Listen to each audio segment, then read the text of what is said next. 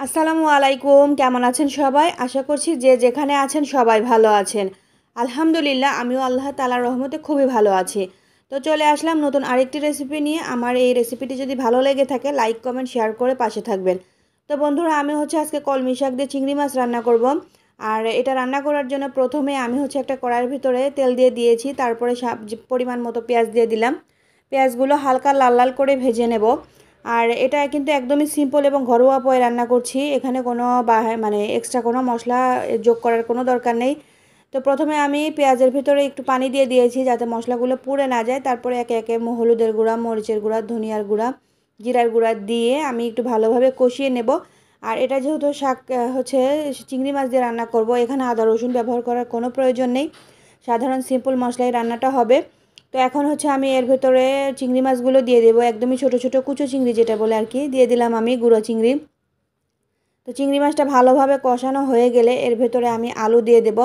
আলু আর বেগুন দিয়ে আমি যেহেতু রান্না করব কলমি শাক, তো প্রথমে আমি আলুটা দিয়ে দেব। আমি একদমই দেশি আলু, যেগুলো ছোট ছোট আলু, একদম ছোট ছোট টুকরো করে কেটে নিয়েছি আমি কিউব করে।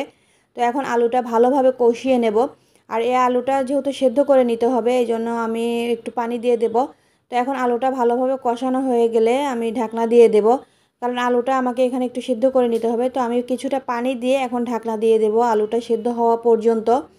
তো এই তো বন্ধুরা দেখতে পাচ্ছেন আমার আলুটা কিন্তু প্রায় অর্ধেক সেদ্ধ হয়ে গিয়েছে। তো এখন আমি একটু নাড়াচাড়া করে এর ভেতরে বেগুনগুলো দিয়ে দেব।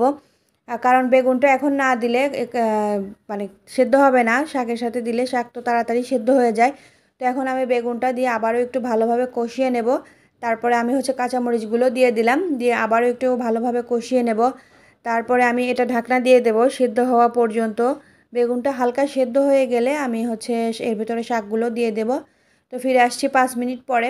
5 মিনিটের ভেতরে আমার কিন্তু অনেকটাই প্রায় পানি উঠে গেছে। আমি কিন্তু এখানে কোনো পানি ব্যবহার করিনি। তো দেখতেই পাচ্ছেন বন্ধুরা আমার তো বেগুনটা কিন্তু মোটামুটি প্রায় সেদ্ধর দিকে।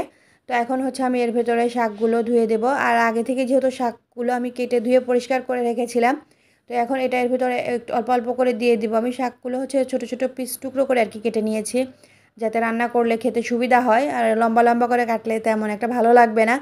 তো এই তো আমার শাকগুলো দেওয়া হয়ে গিয়েছে। আর একটা টেকনিক আপনাদের বন্ধু শিখিয়ে দেয় বন্ধুরা, সেটা শাক দেওয়ার পরে যে কোনো শাকই রান্না করেন না কেন, শাক রান্না করার সময় কড়াইতে যখন আপনারা দেবেন তখন কিন্তু 5 মিনিটের ভিতরে ঢাকনা দেবেন না। ঢাকনা দিয়ে সাথে সাথে যদি আর কি ঢাকনা দিয়ে ঢেকে দেন তাহলে কিন্তু শাকের কালারটা চেঞ্জ হয়ে যায়। তো ওই তো দেখতে পাচ্ছেন আমি কিন্তু সাথে সাথে ঢাকনা দেইনি, নাড়াচাড়া করছি অনবরত, কারণ শাকের কালারটা যাতে ঠিক থাকে এই কারণেই। তো 5 মিনিট পরে আমি ঢাকনা দিয়ে দেব। এই তো এখন আমি আরেকটু নাড়াচাড়া করে তারপরে ঢাকনা দিয়ে দেব। এই টেকনিকটা যদি ফলো করেন আপনারা যে কোনো শাক রান্নার ক্ষেত্রে, এই টেকনিকটা ফলো করলে শাকের কালার কিন্তু একদম ঠিক থাকবে। তো এখন আমি ঢাকনা দিয়ে দিলাম, দেখতেই পাচ্ছেন। তো আরও 5 মিনিট পরে আমি ঢাকনাটা এখন তুলে নেব। তো বন্ধুরা দেখতেই পাচ্ছেন আমার শাকের কালারটা কিন্তু একদমই চেঞ্জ হয়নি, একদমই সবুজ কালার হয়ে গিয়েছে। তো আপনারাও এই টেকনিকটা ফলো করলে ইনশাআল্লাহ শাকের কালারটা ঠিক থাকবে। তো আমার রান্নাটা কিন্তু প্রায় হওয়ার দিকে, শেষের দিকে। তো এখন আমি জিরার গুঁড়া দিয়ে দেব। জিরার গুঁড়া দিয়ে হালকা হাতে নাড়াচাড়া করে 5 মিনিটের জন্য ঢাকনা দিয়ে বসিয়ে রাখবো। আর চুলার আঁচটা একদমই লো করে রাখবো। আর আমি যেহেতু এটা একটু ঝোলঝোল টাইপের করছি, একটু মাখো মাখো ঝোলঝোল, তো এই ঝোলটাই আমি রেখে দেবো। আর এতে কিন্তু আমি এক্সট্রা কোনো পানি ব্যবহার করিনি। শাকের থেকে যে পানিটা উঠেছে সেই পানিটাই এখানে রয়েছে আর কি, এটাতেই সে রান্নাটা হয়ে যাবে। তো এখন আমি 5 মিনিটের জন্য ঢাকনা দিয়ে বসিয়ে রাখছি।